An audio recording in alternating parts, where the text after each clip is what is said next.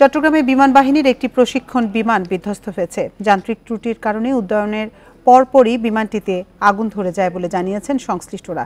সকাল 10:30টার দিকে কর্ণফুলী নদীর মোহনায় এ দুর্ঘটনা ঘটে। এতে আহত 2 পাইলটকে উদ্ধারের পর হাসপাতালে নিলে চিকিৎসাধীন অবস্থায় একজন মারা যান।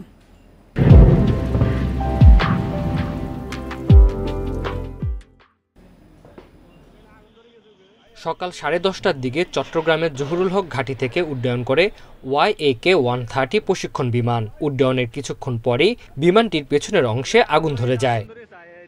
বিমানটি আছড়ে কর্ণফুলী নদীর মোহনায় পড়লে তাৎক্ষণিকভাবে বিমানটি থেকে প্যারাসুট নিয়ে লাফিয়ে পড়েন 2 পাইলট। এ সময় তারাও পড়ে যান নদীতে। পরে তাদের উদ্ধার করে নেওয়া হয় পতেঙ্গায় নৌবাহিনী হাসপাতালে। সেখানে মারা যান স্কোয়াড্রন লিডার আমিন জাওয়াদ। চিকিৎসাধীন আছেন উইং কমান্ডার সোহান। যখন ওরা কন্ট্রোল করতে পারে নাই, ল্যান্ড করতে চাইছিল, ল্যান্ড করতে পারে নাই, বাধ্যতামূলক ওরা সাগরে নামাই দিয়েছে। সামনে যেটা মনে পিছনে ছিল, পিছনেরটা আগে নামে গেছে, সামনে যখন মানে নামতে লেট হয়েছে, তার কারণ মনে হয় একটু সমস্যা হয়েছে। যান্ত্রিক ত্রুটির কারণে এই দুর্ঘটনা বলে জানিয়েছে ISPR।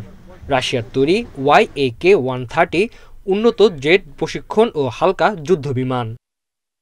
তো আগুন ধরে গেছে, আগুন ধরে দেওয়াতে ওরা ওদের প্যারাসুট দিয়ে নিচে নেমে গেছে। এবি হসপিটালে একজন এখানে মারা গেছে, জানি 2 জনের মধ্যে একজন সুস্থ আছে, আমার টিম ওখানে আছে। Independent news.